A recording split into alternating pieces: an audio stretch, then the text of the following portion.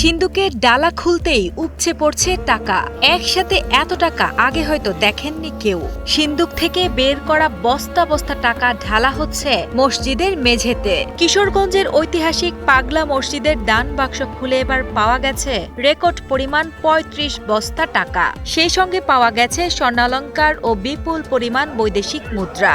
এছাড়াও রয়েছে হাঁস, মুরগি ও ছাগল। এত টাকা অন্য জায়গায় আমরা দেখেও নাই। এই জন্য সাধারণত এটা আমাদের আনন্দের বিষয়, একটা উৎসব বিষয় হয়ে ওঠে। ৩ মাস ২৭ দিন পর ২৭ ডিসেম্বর সকালে ঐতিহাসিক পাগলা মসজিদের ১৩টি দান বাক্স খোলা হয়। চলছে গণনা। তবে মসজিদ পরিচালনা কমিটি সূত্রে জানা যায়, অতীতের সকল দান মিলিয়ে বর্তমানে পাগলা মসজিদের ব্যাংক অ্যাকাউন্টে মোট ১০৪ কোটি টাকা জমা রয়েছে। ২৫০ ছাত্র আসছে এই টাকা গণার কাজে।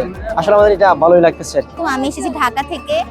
আসলে এখানে আসার পিছনে অনেকগুলো উদ্দেশ্যই রয়েছে। আমার বাবা অনেকদিন যাবত অসুস্থ, আমার বাবার ক্যান্সার। তো আমার বাবার সুস্থতা কামনা করার জন্য এখানে এসেছি। জেলা প্রশাসক মোহাম্মদ আসলাম মোল্লা ও police super doctor SM. Farhad হোসেনের উপস্থিতিতে দান বাক্সগুলা খোলা হয়। টাকা গণনার এই বিশাল কর্মযজ্ঞে অংশ নিয়েছেন রূপালী ব্যাংকের ১০০ জন কর্মকর্তা, মসজিদের ৩৩ জন স্টাফ এবং ২টি মাদ্রাসার ৩৬০ জন ছাত্র।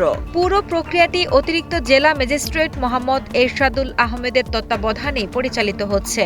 এর আগে গত ৩০ আগস্ট ৩২ বস্তা টাকা থেকে ১২,৯,৩৭,২২০ টাকা পাওয়া গিয়েছিল। নিরাপদ পরিবেশে এটাকে উন্মুক্তকরণের সম্পূর্ণ ব্যবস্থা করেছি। এখানে ব্যাংকে যারা ব্যাংকার রয়েছেন তারাও যখন এটাকে গুনে নেবেন তখন এটাকে পর্যবেক্ষণ করা হবে।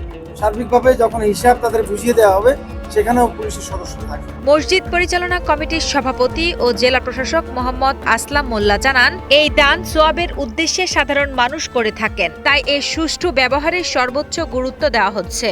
তিনি আরও জানান, এই অর্থ দিয়ে পাগলা মসজিদকে কেন্দ্র করে একটি ১০ তলা বিশিষ্ট আন্তর্জাতিক মানের ইসলামী কমপ্লেক্স গড়ে তোলা হবে। সেখানে এতিমদের আবাসন ও পড়াশোনা, সমৃদ্ধ পাঠাগার এবং আইটি সেকশন সহ আধুনিক সব সুযোগ সুবিধা থাকবে। আমাদের ৩ একর জমির উপরে পাগলা মসজিদ কমপ্লেক্স ও ইসলামিক রিসার্চ সেন্টার হবে।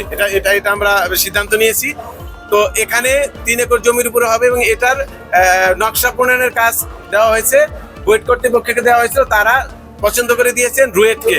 পরবর্তীতে আমরা ডিটেল জানাবো, প্ল্যান পাওয়ার পর আমরা ডিটেল জানাবো কোন মসজিদের কয়তলায় কি থাকবে। উল্লেখ্য, মনের বিশ্বাস আর স্বপ্ন পূরণের আশায় দেশের বিভিন্ন প্রান্ত থেকে আসা সাধারণ মানুষ কিশোরগঞ্জের ঐতিহাসিক পাগলা মসজিদে দান করে থাকেন। আসছি নামাজ পড়ার জন্য, আয়সা দান করলাম, দেখলাম চারপাশ ভালোই লাগলো।